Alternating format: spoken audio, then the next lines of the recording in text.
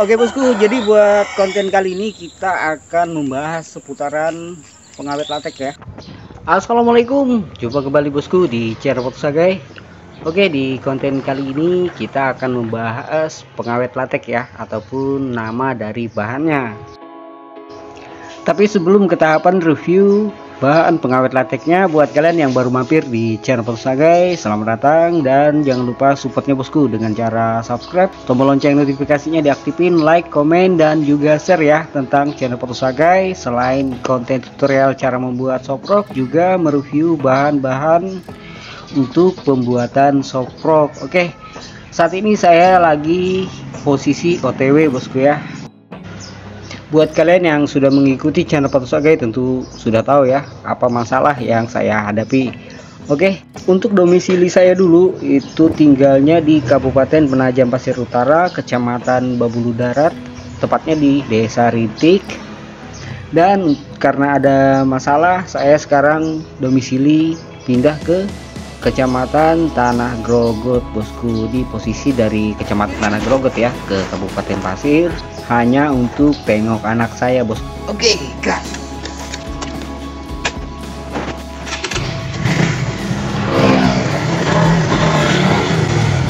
Itu gerbangnya bosku. Oke, jadi untuk gerbang ini adalah gapura pembatas antara Kabupaten Pasir dan juga Penajam bosku ya. Di dekat sini itu tempat tinggal saya dulu pertama kali belajar mancing ataupun ngonten bosku ya. Jadi setiap konten-konten saya yang dulu tuh saya buatnya di sini nih. Dan kebetulan rumah ini milik mantan bosku. Madan.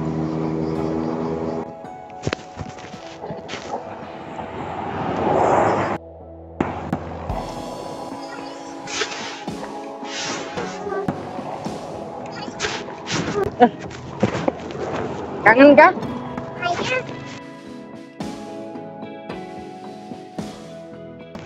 Gantengnya anak kaya. Aduh, perjalanannya lumayan bosku ya. Nih, cuman tengokin si bocil. Udah dah. Tuh, jajan apa tadi? Oh, es krimnya habis. Oke bosku, jadi buat konten kali ini kita akan membahas seputaran pengawet latex ya. Tutorial cara mengawetkannya sudah ada di konten yang lalu. Buat kalian yang belum nonton nih bisa cek thumbnailnya. Untuk linknya ada di deskripsi ya, dan juga pojok kanan atas tinggal diklik. Oke. Iya. Jadi untuk konten kali ini, selain saya mereview seputar pengawet latex, mungkin dari kalian sudah ada yang tahu ya. Ini saya buatkan videonya untuk kalian yang belum tahu tentang pengawet latex. Jadi untuk mengawetkan latex selain bahan itu juga ada prosesnya bosku. Nah, untuk prosesnya nanti di konten selanjutnya ya. Di sini saya akan coba menjelaskan dulu tentang penggunaan dan juga bahan yang terkandung di pengawet latex ini. Oke, buat kalian yang baru mampir di channel Sagai, jangan lupa supportnya bosku dengan cara subscribe, like, komen, dan juga share ya tentang channel Sagai. Dan tombol lonceng notifikasinya diaktifin. Oke, untuk itu videonya saya skip bosku. Dan dadah. Ini dekat-dekat. Dadah. Mwah.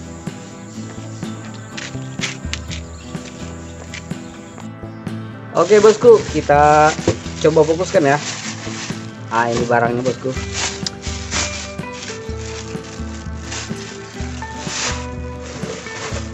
Oke, jadi buat kalian yang sudah sabar menunggu konten review dari bahan pengawetnya, saya ucapkan terima kasih banyak bosku ya. Dan kini saatnya kita coba review untuk pengawet latexnya. Oke, sebentar bosku. Nah, jadi untuk barangnya sendiri untuk harga tidak mahal bosku ya. Ya sekitaran 25 hingga 30.000 belum ongkir itu. Dan untuk isinya sendiri 1 liter bosku ya, dan ini sudah saya pakai setengahnya.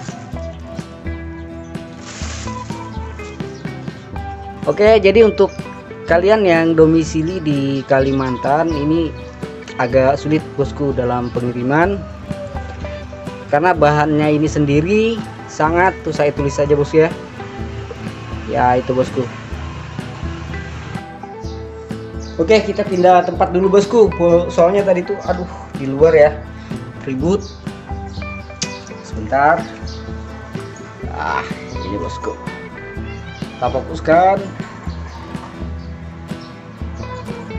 Oke.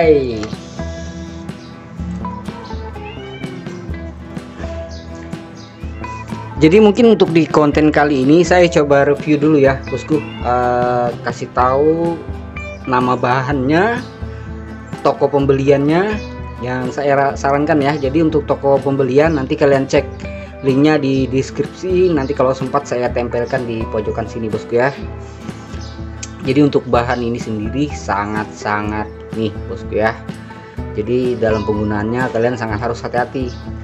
Untuk bahan pengawet getah pohon karet itu adalah tereng ini bosku, amonia. Jadi untuk amonia sendiri ini bahannya sangat-sangat jadi untuk toko pembelian nih kalian bisa lihat ya, nama tokonya Ligasol, dan ini tokonya bosku. Link produk ataupun link tokonya ada di deskripsi. Oke ya, ini 1 liter bosku. Nah jadi ini untuk kadarnya sendiri 25% itu sudah cukup untuk mengawetkan getah hasil sadapan sendiri. Jadi kita sadap getah karetnya itu ya, pohon karet, getahnya kita ambil, baru kita campurkan dengan amonia ini. Nah pada saat penggunaan sebaiknya kalian gunakan masker bosku ya, karena ini sangat-sangat itulah bosku. Jadi pernah kejadian ini saya ataupun batuk darah ya waktu buka tutup ini.